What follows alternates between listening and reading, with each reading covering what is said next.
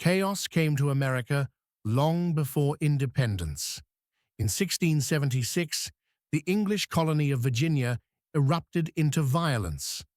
Armed settlers marched on their own government, authority collapsed, and the colonial capital of Jamestown was burned to the ground. This was Bacon's rebellion. And it didn't happen suddenly. For years, pressure had been building beneath the surface of colonial life.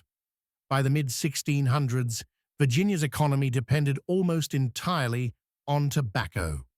Tobacco created enormous wealth, but that wealth flowed upward.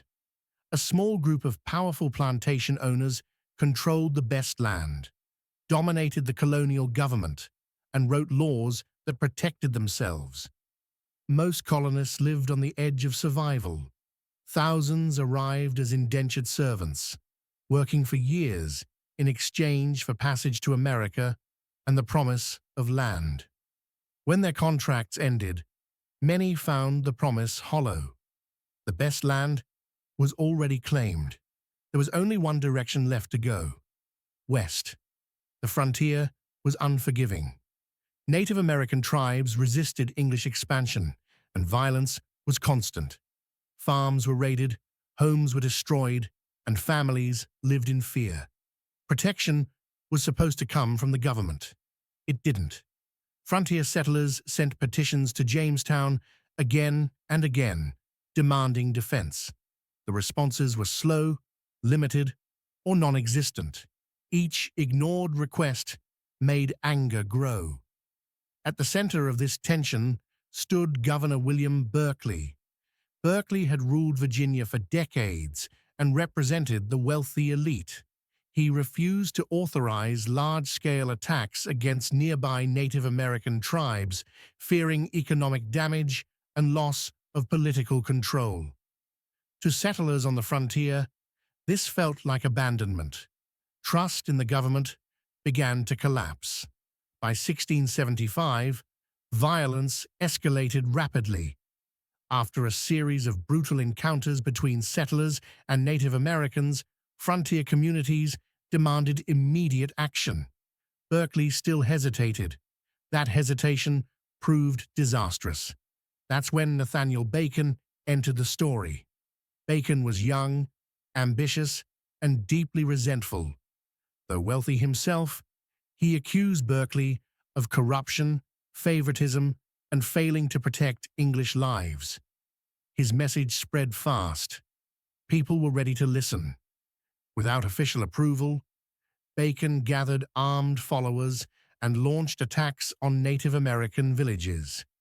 These raids were swift and violent, and they made little distinction between hostile tribes and peaceful ones.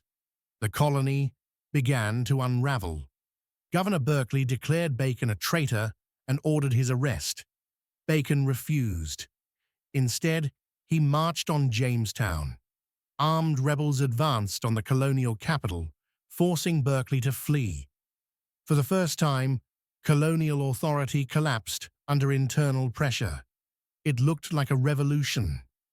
Bacon issued the Declaration of the People, accusing Berkeley of tyranny and demanding political reform.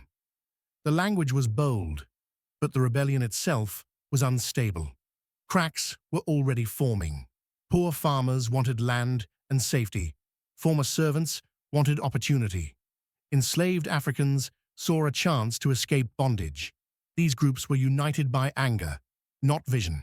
And anger fades fast. In September 1676, the rebellion reached its peak.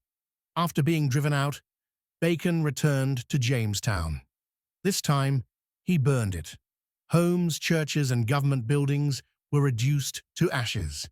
The capital of Virginia was destroyed by its own colonists. For a moment, it seemed like the old system was finished. But history shifted suddenly. Nathaniel Bacon fell ill, likely from dysentery, and died. The rebellion lost its center. Without Bacon, organization collapsed. Fighters deserted. Unity dissolved. Governor Berkeley returned with British troops.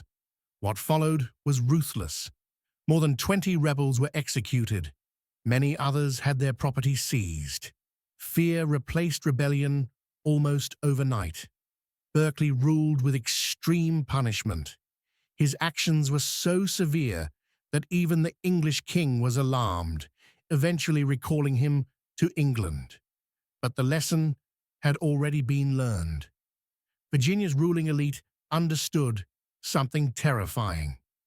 The rebellion had shown that poor white farmers and enslaved Africans could unite against those in power. That unity threatened the entire colonial system. The response was calculated. Virginia shifted away from white indentured servants and toward enslaved African labor, whose status became permanent and hereditary. At the same time, poor white colonists were given small legal privileges simply for being white. This divide weakened class unity, and it worked. Bacon's rebellion did not lead to freedom or reform. Instead, it hardened inequality and helped shape America's racial system. Long before the American Revolution, the colonies were already struggling over power, land, and control. Bacon's rebellion was the warning, and it proved just how quickly everything could burn.